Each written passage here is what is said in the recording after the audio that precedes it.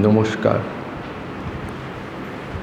ওম অখণ্ডমণ্ডলাকারং ব্যাপ্তং येन চরাচরং তৎপদং দর্শিতং येन তস্मै শ্রীগুরবে নমঃ। সংসারনবঘোরে যঃ কর্ণধার স্বরূপকঃ নমস্তস্তু রামকৃষ্ণায় তস্मै শ্রীগুরবে নমঃ।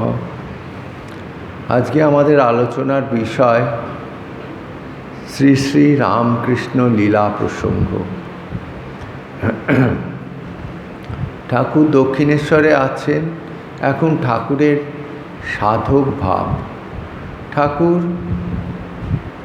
অবতার, অনন্ত কোটি বিশ্ব ব্রহ্মাণ্ডের ঈশ্বর আমাদের জন্যে নররূপ ধারণ করে এই জগতে এসছেন। তিনিও সাধন করছেন। তার কি সাধনের দরকার? তার কোনো সাধনের দরকার হয় না। তিনি সাধন করছেন আমাদের জন্যে। তিনি বলেছেন, আমি 16 টাং করেছি, তোরা 1 টাং করবি। বলেছেন, আমি আগুন জেলে রেখে দিয়ে এসেছি, তোরা শুধু তাপ পোয়া। এইরকম নানা জায়গায় নানা কথা আমাদের জন্যে তিনি বলেছেন। এখানে সাধনা করছেন ঠাকুর। তখন দক্ষিণেশ্বর কালীবাড়ি প্রতিষ্ঠা হয়ে গেছে। দক্ষিণেশ্বর কালীবাড়ির নামও মোটামুটি প্রচারিত হয়ে গেছে। নানা সাধু, সজ্জন, ফকির, ভক্ত, তীর্থযাত্রী, তারপর যারা পুরীতে যাবে, পুরীতে যাবার পথে এরকম নানা লোক এসে সেখানে বিশ্রাম নিত। সকলের জন্যে অবারিত দ্বার ছিল। তখন দক্ষিণেশ্বরে এক হঠযোগী এসেছিলেন। সেই হঠযোগীর কাছে ঠাকুর, তো দক্ষিণেশ্বরে যত সাধক আসত তাদের যদি ভাব ঠিক থাকে, ঠাকুর তাদের কাছে যেতেন।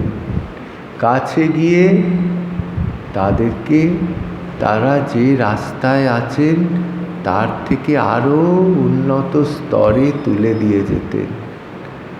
তা সেই হঠযোগীর কাছেও ঠাকুর গিয়েছিলেন।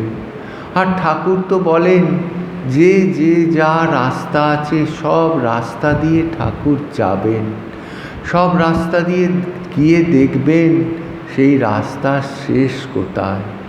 তা ঠাকুর হঠযোগ শিক্ষা করেছিলেন। হঠযোগীর কাছে শিক্ষা করে ঠাকুর দেখেছিলেন সে সিদ্ধ হয়েছিলেন। কিন্তু ঠাকুর নিষেধ করতেন অন্যান্য ভক্তদের যে কলিতে একে আয়ু কম, শরীর অত সুপটু নয়, ওই হঠযোগ করে শরীর ঠিক রেখে হঠযোগ সিদ্ধ হয়ে তারপর যোগ সাধনা করা কলির স্বল্পায়ু লোকের পক্ষে খুব অসুবিধা। আর হঠযোগ শিখতে গেলে গুরুর কাছে বসবাস করতে হয়। আর সেই গুরুকেও হতে হবে একদম হঠযোগ সিদ্ধ, না হলে তার ফল খুব ভয়ানক হবে। সে অভেদানন্দ মহারাজের কথা পড়েছেন না? আমার জীবন কথায় মহারাজ লিখছেন, উনি গয়ায় গেছিলেন, হঠযোগীরা তাকে ডেকে নিয়ে এসেছিলেন, তিনিও গিয়েছিলেন হঠযোগ শেখার জন্যে। গিয়ে তিনি দেখলেন যে যারা হঠযোগ শিখছে তারাও সেইরকম গুরু পায়নি। ফলে কি তারা রোগাক্রান্ত হয়ে পড়েছিলেন। এখানে আমি কথাটা বলছি, এই হঠযোগ শেখার পেছনেও ঠাকুরের একটা লীলা আছে।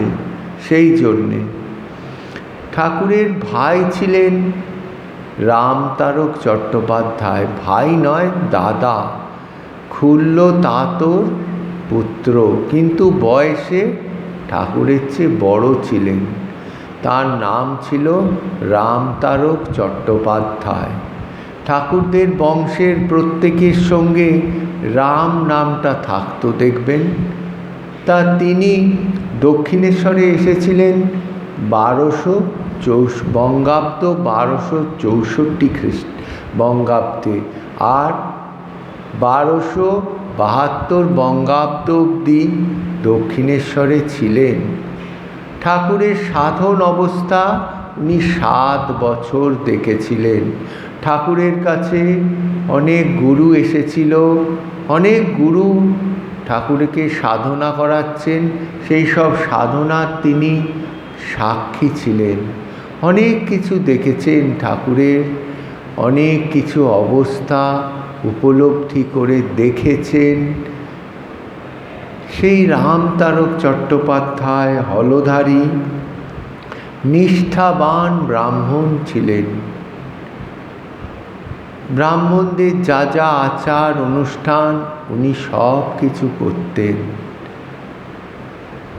দক্ষিণেশ্বরে এসে উনি রাধাকান্ত মন্দিরের সেবক হয়েছিলেন, সেবা করতেন, আর ঠাকুর মা কালীর পূজা করতেন, কালীঘরের সেবক ছিলেন। আর হৃদয়রাম তার ভাগনা ছিলেন মায়ের বেশকার। ঠাকুর ব্রাহ্মণ ছিলেন, কিন্তু ঠাকুর অনেক সময় সেই ব্রাহ্মণের যে আঁট সেইটা ঠাকুরের থাকতো না। তিনি অনেক সময় অনেক কিছু করতেন যেটা ওই রামতারক পছন্দ করতেন না। আবার রামতারক কিছু সাধনা করতেন, গোপন সাধনা,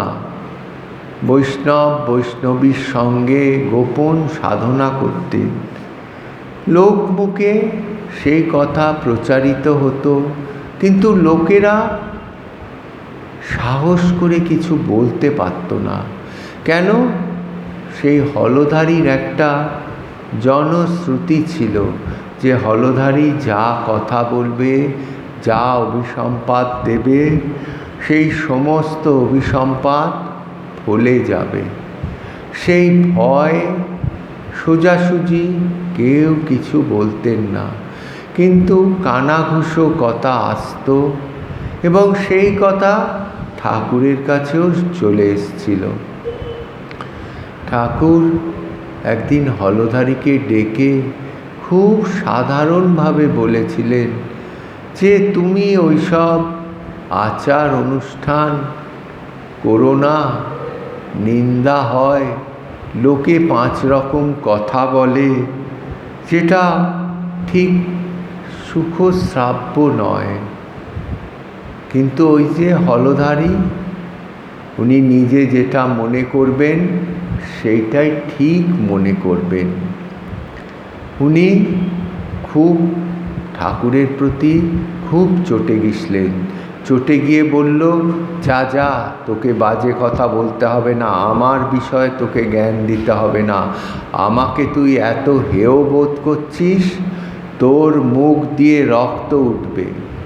এই কথা অভিসম্পাত ঠাকুরকে দিলেন। দেখুন, ঠাকুর ত্রিভুবনের ঈশ্বর, তিনি দাদার অভিশাপ মাথা পেতে নিলেন। যেমন ভগবান শ্রীকৃষ্ণ দেখবেন গান্ধারী অভিশাপ দিয়েছিল যে শ্রীকৃষ্ণ তুমি তো পারতে যুদ্ধ বন্ধ করতে, তুমি তো করলে না। গান্ধারী ঠিক কথা বলেননি, উনি যুদ্ধ বন্ধ করার অনেক চেষ্টা করেছিলেন, এমনকি দৌত্য কার্য করেছিলেন, যে দৌত্য কার্য খুব নিচু কাজ।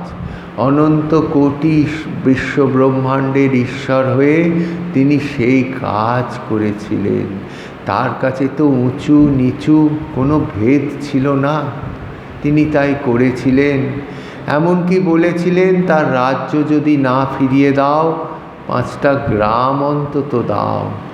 তাও রাজি হননি দুর্যোধন। কিন্তু গান্ধারী পুত্র স্নেহে, পুত্র শোকে এত আকুল হয়েছিলেন যে নিজের বিচার পর্যন্ত ছিল না। ঠিক এখানে হলধারীরও ওই এক জিনিস ছিল। নিজের অন্যায়ের যে ভুল করছেন তার বিচার বিবেচনা ছিল না। সেই জন্যে ঠাকুরকে অভিসম্পাত দিয়েছিলেন, গান্ধারীও দিয়েছিলেন। শ্রীকৃষ্ণচন্দ্র সেই অভিশাপ মাথা পেতে নিয়েছিলেন, ঠাকুরও নিয়েছিলেন। এই কথা বলার কিছুদিন বাদ এই রাত্রিবেলায় দেখা গেল 8টা-9টার সময় ঠাকুরের তালুটা সুরসুর করতে করতে সেখান দিয়ে রক্তপাত শুরু হলো। সে রক্ত গাঢ় শিম পাতার মতো গাঢ় রক্ত। ঠাকুর নিজেও অবাক হয়ে গেছেন, কাপড় দিয়ে মুখ চেপে ধরছেন যদি রক্তটা বন্ধ হয়। তাতেও রক্ত বন্ধ হলো না। রক্তের এত তীব্র বেগ যে ওই কাপড়ের ফাঁক দিয়ে বেরিয়ে যেতে লাগলো। আর সেই জমাট আকারে ঠাকুরের দাঁতের ফাঁক দিয়ে সেই বটের ছুরি যেমন ছোলে সেইভাবে ছুলতে লাগলো। ঠাকুর তো দেখে ভয় পেয়ে গেল। চারিদিকে দক্ষিণেশ্বরে এই কথা রাষ্ট্র হয়ে গেল। হলধারী দাদা এসেছেন ঠাকুরের কাছে। উনিও খুব ভীত সন্ত্রস্ত হয়ে পড়েছেন। কি জানি কি হয়, প্রাণ সংশয় অবস্থা হয়েছে। ঠাকুরও কেঁদে কেঁদে বলছেন, দেখো তো দাদা, তুমি আমায় একই অভিশাপ দিলে, আমার একই হলো বলো তো। উনিও কেঁদে ফেলেছেন। তখন মহামায়ার কৃপায় একজন খুব প্রাচীন বিজ্ঞ সাধু উপস্থিত ছিলেন দক্ষিণেশ্বরে। তিনিও সেই খবর শুনতে পেয়েছিলেন। শুনতে পেয়ে ঠাকুরকে বললেন যে, তুমি কি কখনো হঠযোগ সাধন করেছিলে? ঠাকুর তো স্বীকার করে নিলেন। বললেন, দেখো, তুমি হঠযোগ ঠিক সাধন করে তোমার সুষুম্নার দ্বার খুলে গিয়েছিল। সেই রক্ত সুষুম্না কাণ্ড দিয়ে উঠে তোমার সহস্রারে যাচ্ছিল। গিয়ে তোমার যদি জড় সমাধি সেই সময় হতো সমাধি, তোমার আর এই শরীর থাকতো না। ওই রক্তের বেগ কোনো ক্রমে বেঁকে গিয়ে তোমার এই মুখ দিয়ে বেরিয়ে গিয়ে তোমার ভালোই হয়েছে। তোমার বোধহয় মহামায়ার অশেষ কৃপা আছে তোমার প্রতি।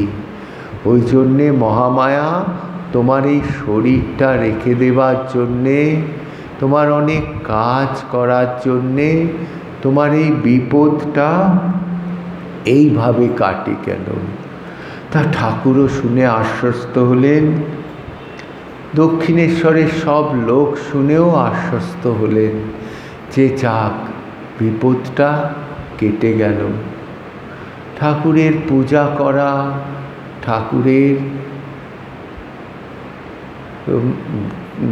মায়ের নাম গুণগান কীর্তন করা, এই সব হলধারী দেখতেন। দেখে ভাবতেন, নিশ্চয়ই এর ঈশ্বরের কিছু আবেশ হয়। কেন, হলধারী দাদাও তো রাধাকান্ত দেবের পুজো করতেন। তার তো ওরকম পুজো করার সময় চোখ দিয়ে দরদর ধারায় জল পড়তো না, বক্ষ লাল হয়ে যেত না, গায়ের লোম সব খাড়া হয়ে উঠত না। উনি তো শাস্ত্র পড়েছেন। উনি বলছেন, নিশ্চয়ই এর কিছু ঈশ্বরীয় আবেশ হয়। হৃদয়রামকে জিজ্ঞেস করছেন, হ্যাঁ হৃদু, তুমি কি এর মধ্যে কিছু ঈশ্বরের আবেশ বুঝতে পারছ? না হলে তুমি কেন এত সেবা করছো বলো? এইভাবে হৃদয়কে বলতেন, আর ঠাকুরকে বলতেন, রামকৃষ্ণ, তোকে আমি চিনেছি রে, তোকে আমি চিনেছি, তুই আমায় ফাঁকি দিতে পারবি না, আমি ধরে ফেলেছি। যেমন কথা ঠাকুরের ছোটবেলায় চিনু শাখারি বলেছিলেন যে দেখ, তোকে আমি চিনেছি। হলধারী দাদাও বলেছেন। ঠাকুর আবার ব্যঙ্গ করে বলতেন যে দেখো, ঠিক বলছো তো, ঠিক চিনেছ? হলধারী দাদা বলতেন, হ্যাঁ রে, আমি ঠিক চিনেছি। তারপর পুজো পাঠ শেষ করে যখন রাধাকান্ত মন্দিরের নাট মন্দিরে বসে গীতা, ভাগবত, আধ্যাত্ম রামায়ণ পাঠ করতেন, তার তো শাস্ত্রজ্ঞ পণ্ডিত ছিলেন, তার শাস্ত্রে দখল ছিল। পাঠ করতেন, নানা শাস্ত্রের কথা বলতেন, নানা রকম লক্ষণের কথা বলতেন, ঈশ্বর দর্শন হলে কিরম অবস্থা হয় সেই সব বলতেন। ঠাকুর শুনতেন, শুনে বলতেন, দাদা তুমি যা বলছো এই সব কথা আমি জানি, আমার এই সব অনুভূতি হয়েছে। এই শরীরটার ভেতর যে আছে সে আমাকে এই সব দেখিয়ে দেয়, জানিয়ে দেয়।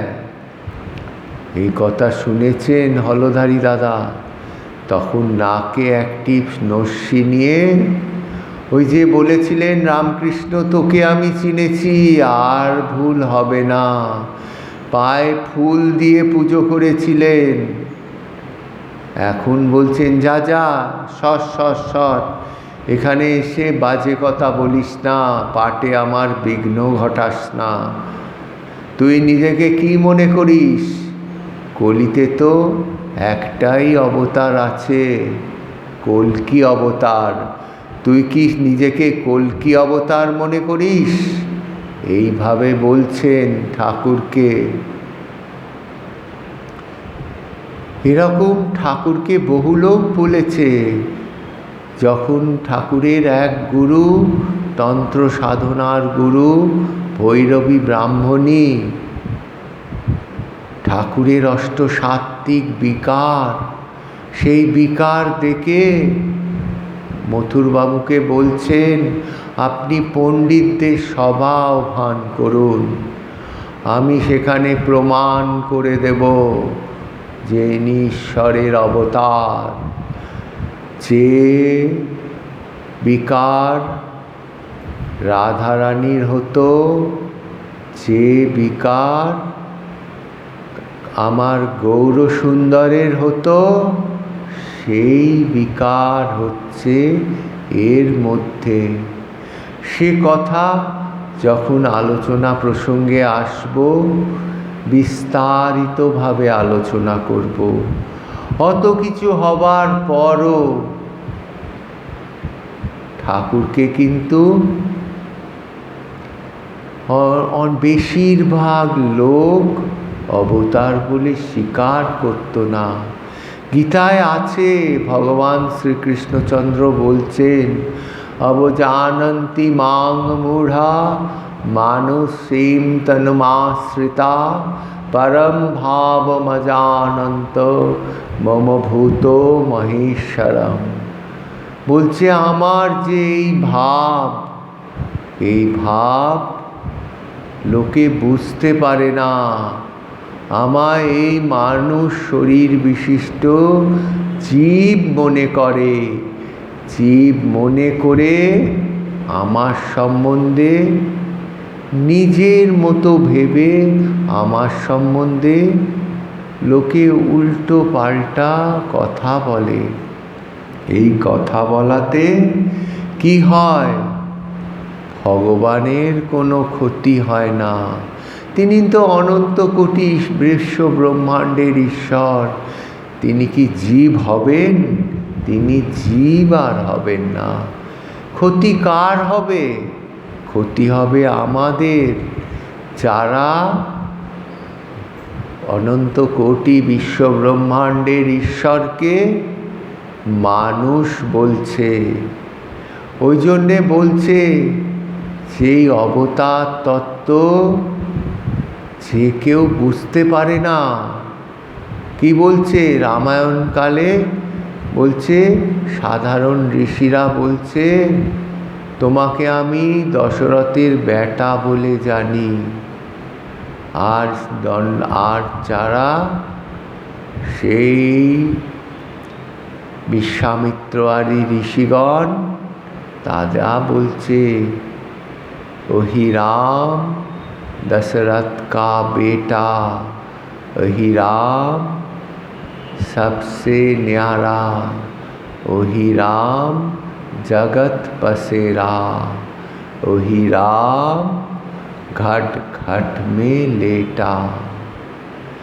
এই অনুভূতি সম্পন্ন সাধক, এই হলধারীর শাস্ত্র জ্ঞান প্রচুর ছিল, কিন্তু ঠাকুর কি বলেছেন? যে পণ্ডিতের আমি দেখি শাস্ত্রজ্ঞান প্রচুর আছে, কিন্তু নজর কামিনী কাঞ্চনে, অর্থাৎ জাগতিক বিষয়ে আসক্তি, তাকে আমি খড়কুটো জ্ঞান করি। এই হচ্ছে হলধারী। এই রকম ভগবানের দুরম মায়া আছে। একটা মায়া আছে ভগবানের, সেই মায়া ভগবত অভিমুখী করে দেয়। আর একটা মায়া আছে মানুষকে ভগবান থেকে বিমুখ করে দেয়। ভগবানের দুটো মায়া। দেখবেন ব্রজে গোপালের যারা সখা, ব্রজগোপীরা একই গোপালকে দেখছে। ওদের কিন্তু ভগবান অভিমুখী মায়া। ওরা কিন্তু মায়া আছে ভগবানের প্রতি, হ্যাঁ, প্রাণ দিয়ে ভালোবাসে। আর একটা ভগবান বিমুখ মায়া আছে। দেখবেন কংস, পুতনা, অঘাসুর, বঘাসুর, এরম যত অসুর প্রবৃত্তি ছিল, তাদের কিন্তু ভগবান বিমুখ মায়া করে দিচ্ছে। এই ভগবানের দুটি মায়া সেখানেও কার্য করেছিল, দাপরে, আজকে কলিযুগে ঠাকুরের ক্ষেত্রেও ওই কার্য করেছিল। না হলে লোকে বলে ঠাকুর যাচ্ছেন রাস্তা দিয়ে, বলছে হংস পরমহংস প্যাক প্যাক, ওই যাচ্ছে রাস্তা দিয়ে পরমহংসের পৌঁছ। আরও বলেছে এই দেখো তোমরা ওই ভালো লোকটাকে একটা অবতার ঠাউরে দিয়েছ, আজ দেখো অবতার বলে বলে তার আবার অসুখ। অবতারের অসুখ হয়, তাদের জ্ঞান নেই। শাস্ত্রে বলেছে, বেদান্ত সূত্রে বলেছে, লোকবত্ত লীলা কৈবল্যম। ঠিক লোকের মতো লীলা করবে, হাসবে, কাঁদবে, শোক করবে, কিন্তু মনটা কিন্তু তার অন্য রকম, আমাদের মতো নয়। ওই ঠাকুর বলছেন অক্ষয়ের যখন শরীর গেল, দেখছি খাপ থেকে তরোয়ালটা বেরিয়ে গেল, চকচকে তরোয়াল, দেখছে আত্মা স্থূল শরীর থেকে বেরিয়ে গেল। আমি দেখছি বেরিয়ে গেল, দেখে ভাবছি বাহ, এইরমই তো বলেছে। তারপরে বুকটা গামছা নিংড়োনোর মতো নিংড়াচ্ছে, এইরকম বলছে ঠাকুর, ঠিক লোকের মতো লীলা করছে। মা মা মায়ের ভাইরা চলে যাচ্ছে, আছাড় পিছাড় দিয়ে কাঁদছে। লোকে জিজ্ঞেস করেছিল, হ্যাঁ মা, এরম কেন হয়? দেখুন, ওই মা লিখতে পারেন না, আমাদের চলতি কথায় বলতে হয় মুখ্যু।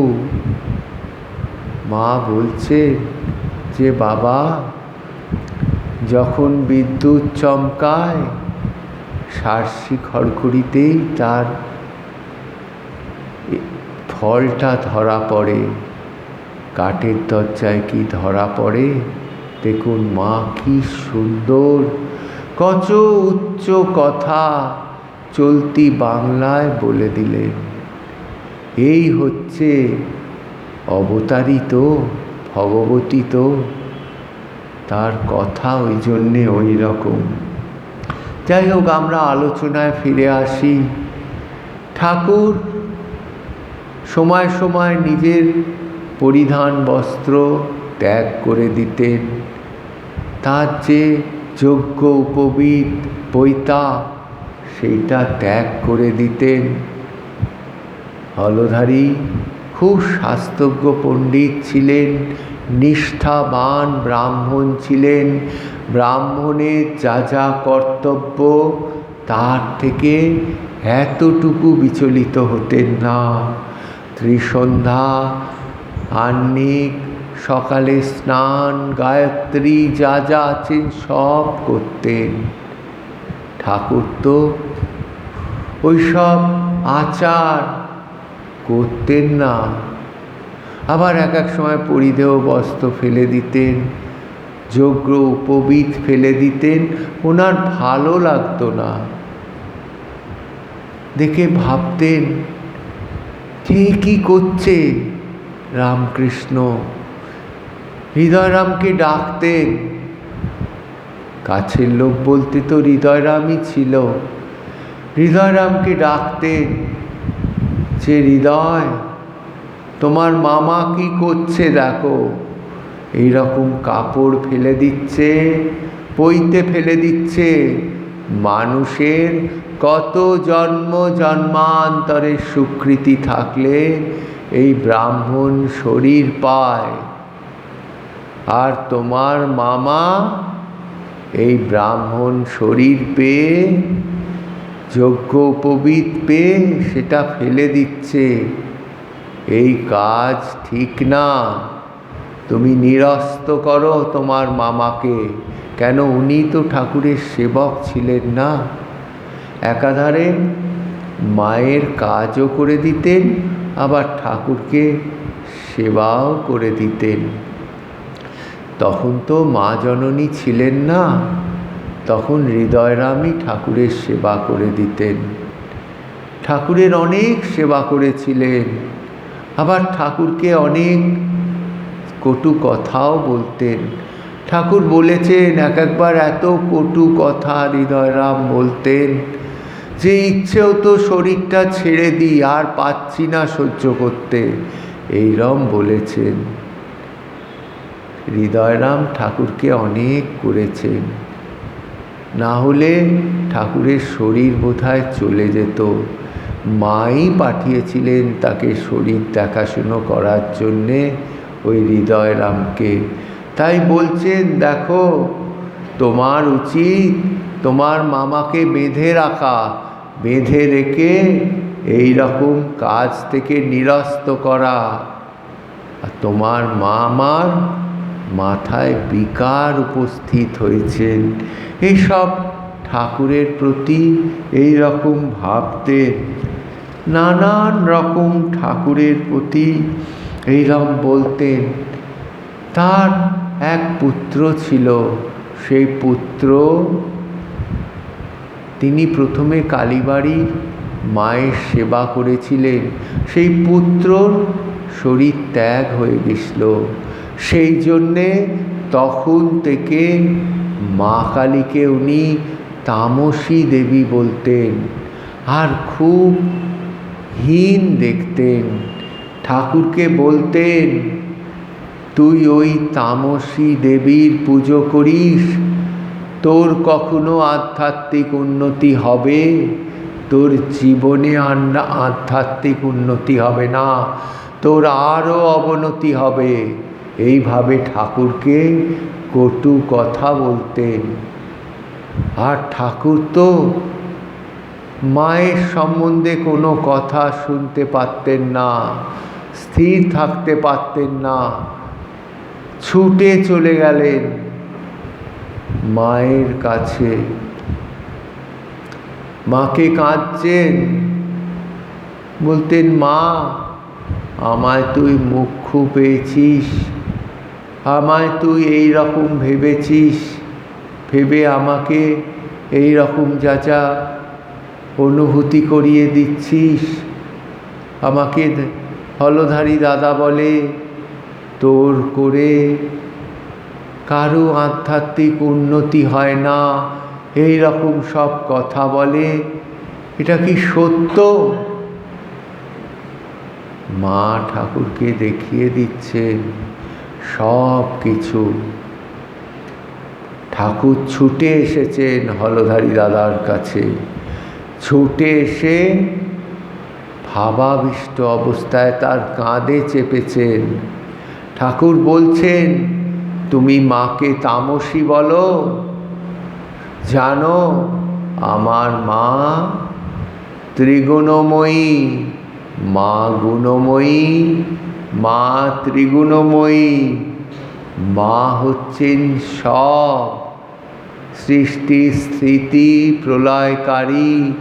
এই মা হচ্ছেন সব। তুমি তাকে ত্রিগুণময়ী কালীকে তুমি বলছো তামসী?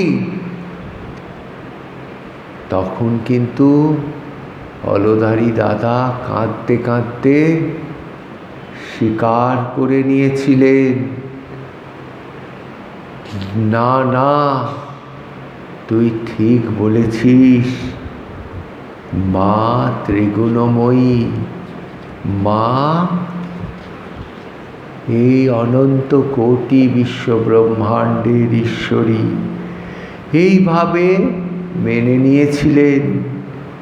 আর ঠাকুরকেও ঈশ্বরের অবতার বলে আবার মেনে নিয়েছিলেন।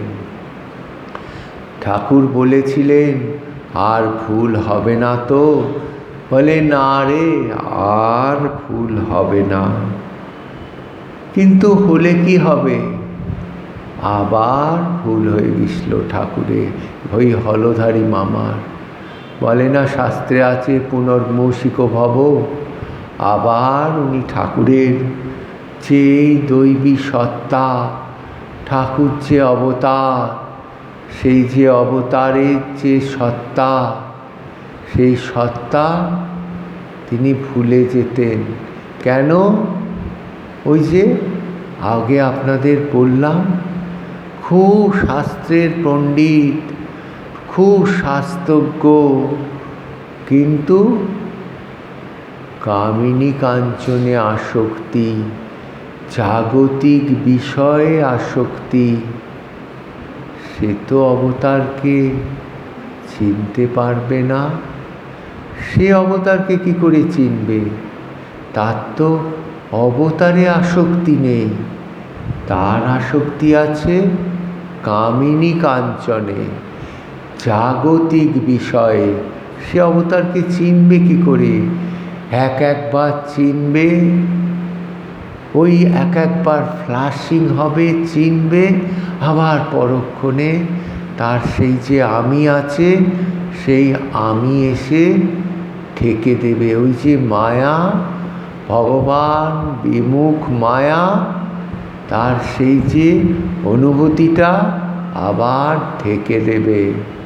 তার তো ওইরকম হয় না। শাস্ত্রে বলেছে মায়ার দুই রকম কার্য, ভগবান বিমুখ মায়া, তার ওই যে জ্ঞানটা হলো, ওই জ্ঞানটা ঢেকে দেবে।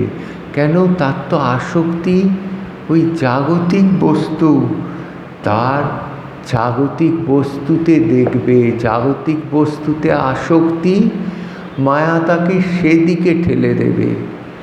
আর একবার কি হয়েছে, ঠাকুর গাছের ডালে উঠেছেন, উঠে কাপড় ত্যাগ করে দিয়েছেন, ত্যাগ করে সেই অবস্থায় গাছের ডাল থেকে প্রস্রাব ত্যাগ করছেন।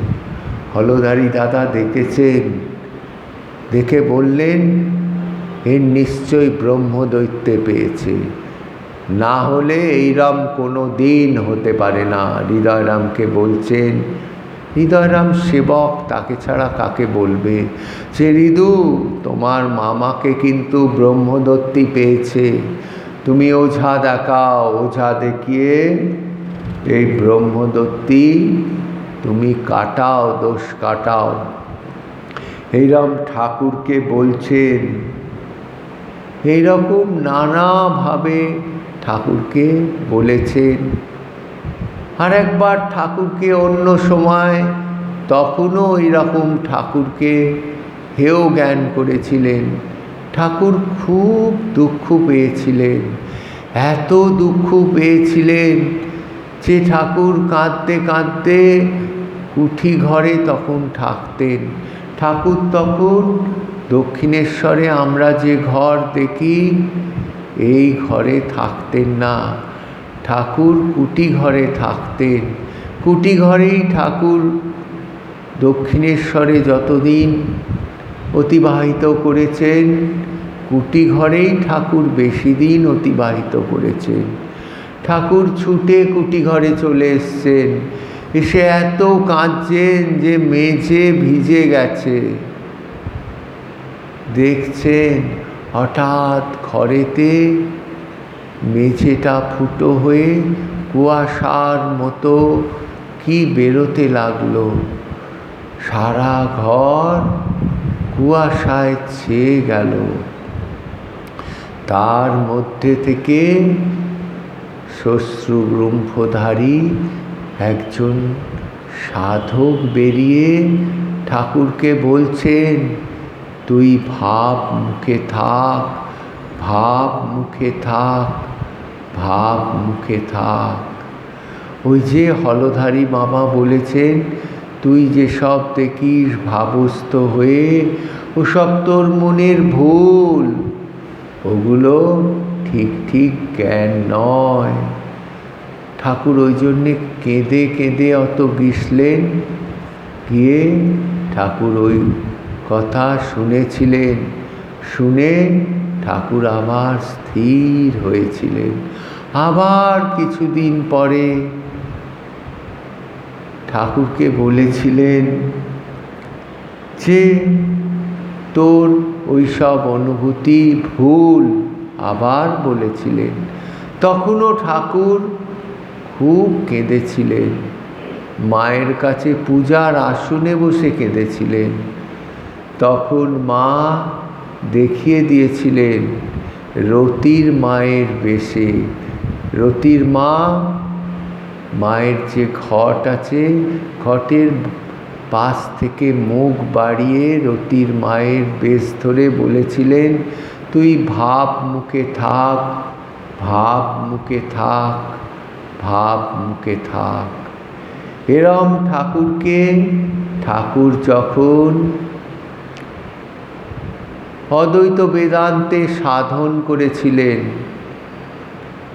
তোতাপুরীর কাছে, তখন ঠাকুর 6 মাস নির্বিকল্প সমাধিতে ছিলেন। সেই ঘটনা পরে আমি বিস্তারিতভাবে বলবো। তখনও ঠাকুর যখন জাগতিক সত্তায় ফিরে এসেছিলেন, তখন ঠাকুর সেই দৈববাণী শুনেছিলেন। ওই এক দৈববাণী, তুই ভাব মুখে থাক, তুই ভাব মুখে থাক, তুই ভাব মুখে থাক। এইভাবে ঠাকুর তখনও শুনেছিলেন। ঠাকুর সাধন করতে করতে মায়ের ভালোবাসা বৃদ্ধিপ্রাপ্ত হতে হতে ঠাকুরের দিব্য উন্মাদ ভাব এসেছিলেন। জাগতিক লোকেরা ভাবত তারা তো বিষয় আসক্ত লোক, আমাদের মতো। আমরা যা কিছু বিচার করি বিষয় সংক্রান্ত চিন্তা করে সেই আলোকে বিচার করি। তারাও ঠাকুরকে ওই জাগতিক দৃষ্টিভঙ্গি নিয়ে বিচার করতেন। বিচার করে ঠাকুরকে কোনো মস্তিষ্ক প্রসূত কোনো রোগ হয়েছেন ভেবেছিলেন, ঠাকুর অত প্রচণ্ড সাধনা করেছেন, সেই কারণে হয়তো মস্তিষ্ক প্রসূত কোনো বিকার এসেছে, অথবা কোনো ব্যাধি এসেছে, নানান রকম। ঠাকুরকে বলতেন, ঠাকুর তো বালক ভাব। ঠাকুর বলতেন না, যারা ঈশ্বর দর্শন করে কখনো পিশাচ ভাব, কখনো জ্ঞানীর মতো ভাব, কখনো বালক ভাব। ঠাকুর বালকভাবে থাকতেন। ঠাকুর সঙ্গে সঙ্গে যাচ্ছেন, যে কবিরাজের কাছে যেতে বলছেন যাচ্ছেন, যেখানে যেতে বলছেন ঠাকুর যাচ্ছেন, তারা যা বিধান দিচ্ছেন ঠাকুর করছেন। পরে আমরা সব এইসব বিষয় বিস্তর আলোচনা করব। তা ঠাকুর গেছেন, লোকে বুঝতে পারত না।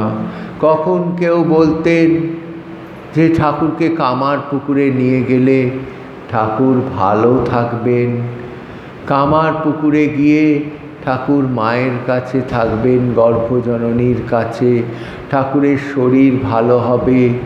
কেউ কেউ বা বলতেন ঠাকুরকে স্থানান্তর করে দেবার জন্যে, ঠাকুর সব মেনে নিতেন।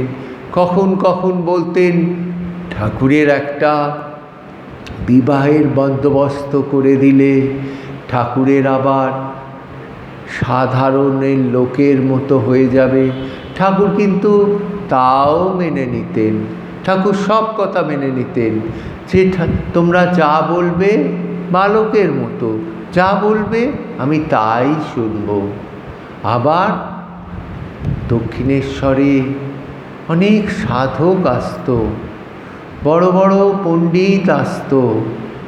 তারা কিন্তু ঠাকুরকে দেখে ওই সব কথা বলতো না। তারা বলতো এর যে সাধন করেছে, যে ঈশ্বরের প্রতি যে ভালোবাসা এসেছে, ওই যে ঠাকুর বলেছেন বিষয়ীর বিষয়টা জননীর সন্তানের প্রতি টান, আর সতীর পতির প্রতি টান। এই তিন টান যদি এক হয় তখনই ঈশ্বরের প্রতি সেই ভালোবাসা আসবে, দিব্য ভালোবাসা। তারা বলতেন ঠাকুরের দিব্য ভাবে ঠাকুর আড়ুরা। যে দিব্য ভাব গৌরসুন্দরের ছিল, সেই দিব্য ভাব তারা তো বুঝতো। সেই জহুরি জহর চেনে আমাদের সেই কথা আছে না, তারা কিন্তু ঠাকুরের এইভাবে জাজমেন্ট দিত। তারা ঠাকুরকে বলতো যে ঠাকুরের এই সব ভাব হয়েছে। আবার ঠাকুর এই কালে, সাধনার কালে বিচার করতেন। বিচার করে ঠাকুর দেখতেন, কথামৃতে আছে না, ঠাকুর বলছেন সদাসৎ বিচার, যে বিচার করতে হবে, সাধু সঙ্গ করতে হবে, কিভাবে ঈশ্বরের কাছে যাওয়া যায়, কিভাবে ঈশ্বর লাভ করা যায়। সেই জন্যে ঠাকুর বলতেন না, বিচার করতে হবে, নির্জন বাস করতে হবে, সাধু সঙ্গ করতে হবে, গুরু বাক্যে বিশ্বাস করতে হবে। এই রকম ঠাকুর বলতেন। তা ঠাকুরও বিচার করেছেন আমাদের দেখানোর জন্যে। বিচার করেছেন। ঠাকুর এক হাতে মাটি নিয়েছেন, এক হাতে কতগুলি মুদ্রা নিয়েছেন।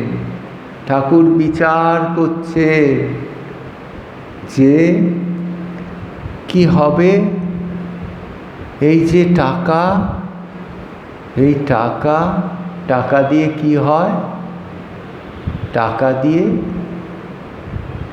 বাড়ি হয়, সম্পদ হয়, ঐশ্বর্য হয়, জাগতিক সব কিছু হয়। এই টাকা দিয়ে ঈশ্বর লাভ হয়? ঠাকুর বিচার করে দেখছেন, না, টাকা দিয়ে ঈশ্বর লাভ হয় না। আবার মাটি নিয়েছেন এক হাতে, মাটি নিয়ে দেখছেন যে মাটি কি হয়। মাটি দিয়ে কি হয়? মাটি নিয়ে ঈশ্বর লাভ হয় না। মাটি দিয়ে কি ঈশ্বর লাভ হয়? এত মাটি যদি আমরা জোগাড় করি, পাহাড় প্রমাণ মাটি জোগাড় করি, তাতে দিয়ে কি ঈশ্বর লাভ হয়? মাটি দিয়ে ঈশ্বর লাভ হয় না। ঠাকুর চিন্তা করছেন কি হবে তাহলে? এই মাটি, এই টাকা, চিন্তা করছেন, টাকা, মাটি, মাটি, টাকা। অনেক বিচার করে টাকা নিলেন, মাটি নিলেন। মাটি নিয়ে ঠাকুরের কি হলো? বিচার করে দেখলেন যে একই মূল্য দুটো জিনিসের। দেখুন কত বড় বিচার। এই বিচার জগতে আজ পর্যন্ত কেউ করেনি। কত অবতার এসেছে, কত অবতার আসবেনও, কিন্তু এইভাবে বিচার আজ পর্যন্ত এই জগতে কেউ করেনি। একমাত্র এই ঠাকুর করে গেলেন, করে আমাদের দেখিয়ে দিলেন যে টাকা কোনোদিন ঈশ্বর লাভের সহায় হতে পারে না। টাকা দিয়ে কি হয়? জাগতিক ঐশ্বর্য হবে, সব হবে, কিন্তু ঈশ্বর লাভ হবে না। এত বড় সিদ্ধান্ত আমাদের চোখের সামনে দেখিয়ে দিলেন ঠাকুর। আজকে আমরা এইটুকু আলোচনা করে আমরা এখানে লীলা প্রসঙ্গ আলোচনা এইখানে শয়ন দিচ্ছি। আবার যদি ঠাকুরের ইচ্ছে হয় এরপরে আবার আমরা এইখান থেকে শুরু করব। শ্রীরামকৃষ্ণ অর্পণমস্তু। ঠাকুরের চরণে আভূমি প্রণাম জানিয়ে আমি এখানেই আমার বক্তব্য শেষ করলাম।